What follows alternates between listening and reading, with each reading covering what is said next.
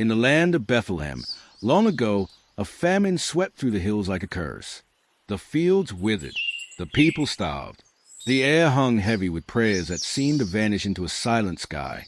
Among the desperate was a man named Elimelech, who took his wife, Naomi, and their 2 sons, Mahlon and Chilion, and left their homeland in search of survival.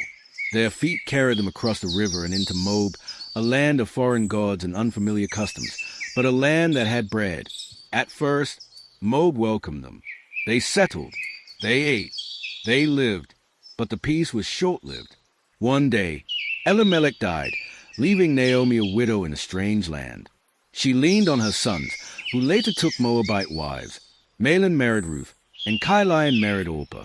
There was laughter again. Naomi dared to believe in joy once more. But death returned, this time crueler than before. Both sons died within 10 years. No explanation, no time to prepare. Naomi was left alone. No husband, no sons, just 2 grieving daughters-in-law clinging to her in a land that now felt colder than ever. When Naomi heard that the famine had ended in Bethlehem, she rose with a trembling heart. "I must return," she said. Orpah and Ruth walked with her along the road, their hearts torn. But Naomi turned to them, her eyes weary. "Go back, my daughters. Why follow me? I have no more sons. I am too old to bear another. Return to your homes, your mothers, your gods. May the Lord show you kindness, as you have shown to me." Tears fell freely. Orpah kissed Naomi and, with a heavy heart, turned back. But Ruth did not move. She held on to Naomi with both hands in a spirit that would not be shaken. "Do not urge me to leave you," Ruth whispered. "Where you go, I will go. Where you live, I will live. Your people shall be my people, and your God, my God. Where you die, I will die, and there I will be buried.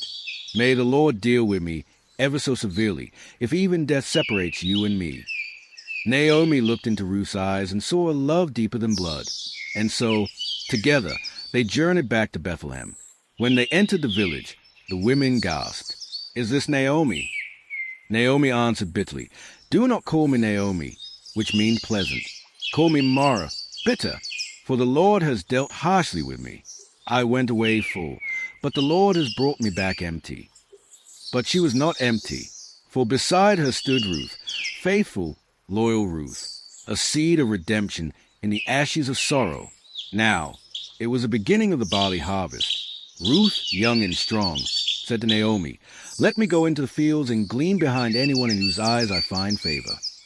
Naomi nodded, and so Ruth went out, and it so happened that she came to the field of Boaz, a wealthy and kind man from Elimelech's family line. When Boaz arrived and saw Ruth gleaning among the poor, he asked the servant, "Who is this young woman?" The servant replied, "She is a Moabite who came back with Naomi. She has worked from morning until now without rest." Boaz was moved. He walked to Ruth and said gently, "Listen, my daughter, do not go to another field.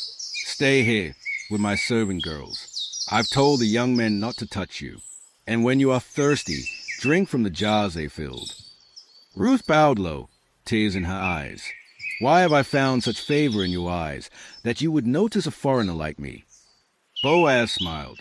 "It has been fully reported to me what you have done for Naomi, how you left your people, your gods, your land to come among strangers. May the Lord reward you richly under whose wings you have come to take refuge." Ruth returned to Naomi that evening, her arms full of grain. Naomi's eyes widened, and her heart stirred for the first time in a long while. "Where did you glean today?" Ruth replied, "In the field of a man named Boaz." Naomi gasped, "Boaz? He is a close relative, a guardian redeemer."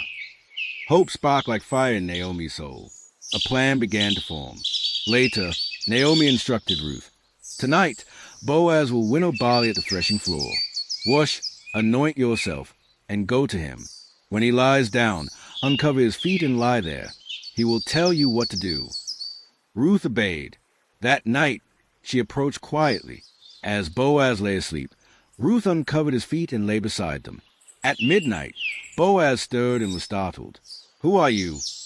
Ruth answered, "I am Ruth, your servant. Spread your covering over me, for you are a guardian redeemer." Boaz sat up, moved by her kindness and courage. "You have shown great loyalty, not running after younger men. Do not fear. I will do all you ask. Though there is another closer redeemer, if he will not redeem you, I will." The next morning, Boaz went to the city gate and called the elders. He spoke to the nearer kinsman, offering him the right to redeem the land of Elimelech. The man agreed, until he heard he must also take Ruth, the Moabite widow.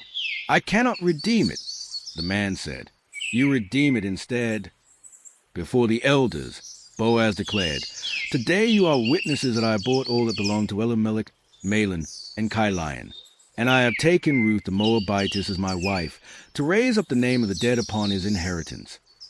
The people and elders blessed them, saying, "May this woman be like Rachel and Leah, who built the house of Israel, and may your house be like that of Perez, whom Tamar bore to Judah."